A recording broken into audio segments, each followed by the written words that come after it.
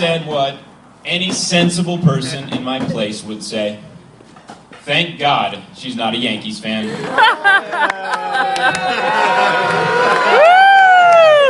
Ironically enough, Francesca is so kind, polite, and even-tempered that you'd never believe she's actually from New Jersey. I mean, let's be honest, she doesn't go cruising for bar fights. She's never screamed "Lakers suck" in my ear. And only after several mojitos will she name-drop the situation. This has been a great day, and I can't help but feel it's been a long time coming. A really long time. Many of us wondered if these two would ever get married.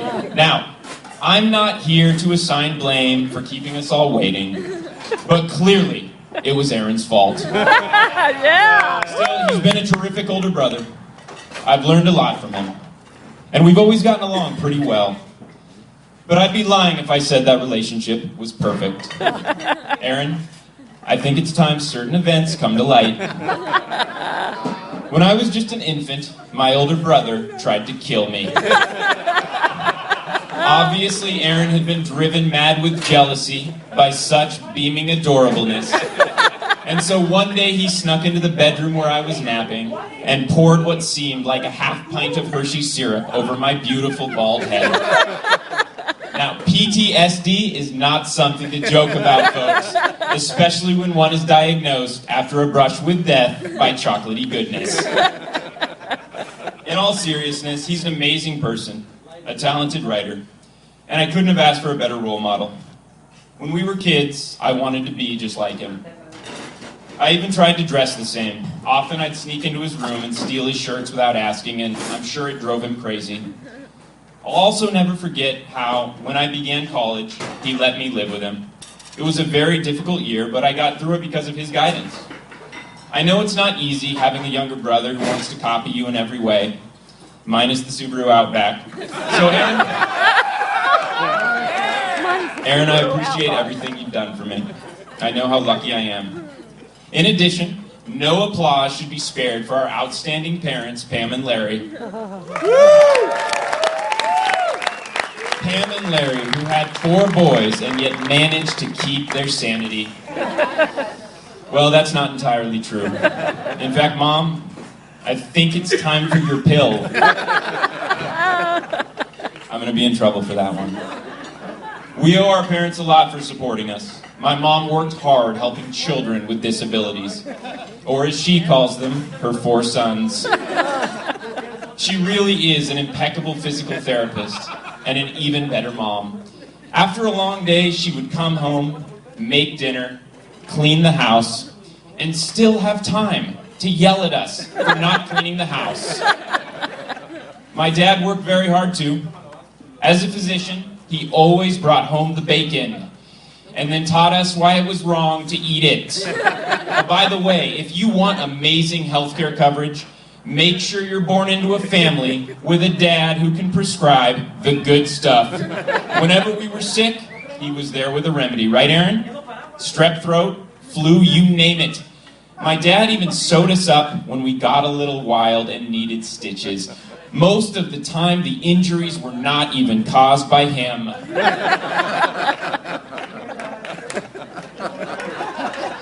I'm probably going to be in trouble for that one, too. But he's a great dad, and he has a lot to teach all of us. In fact, Francesca, if you ever have kids, here's a parenting gem straight from the treasure chest of Larry R. Harper. The first round of March Madness is more important than school. Give your kids a bracket and let them play hooky. I promise, if you follow that simple advice every year until they're 18, your kids will be well on their way to college at Chico State. Oh man, I'm only joking.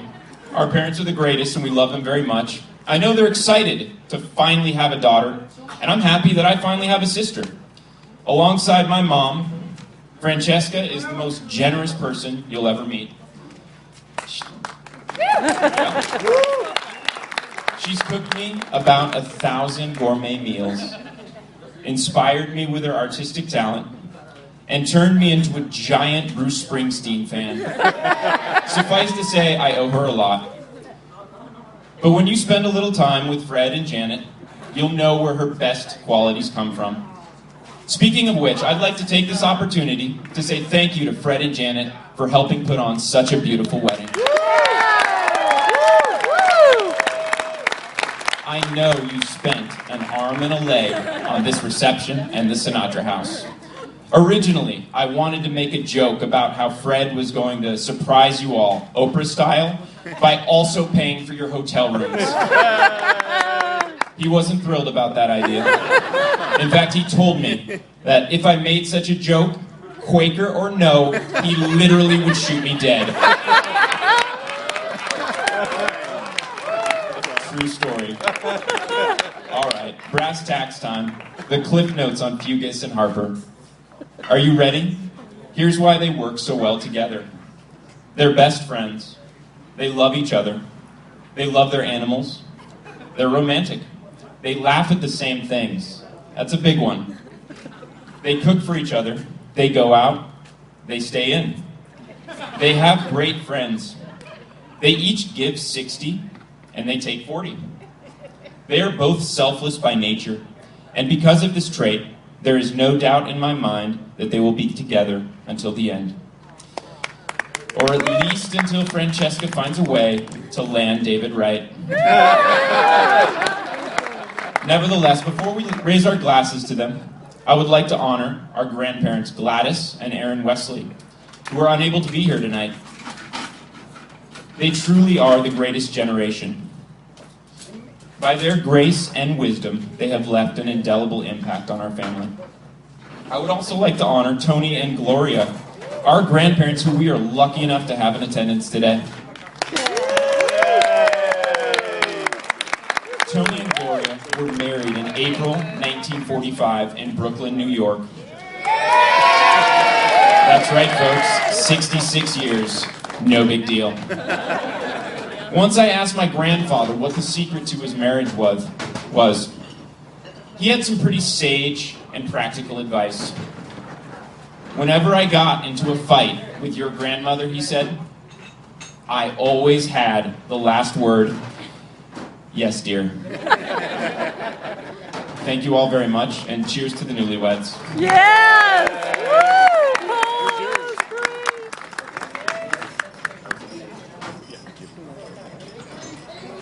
Let's hear for your best man, ladies and gentlemen.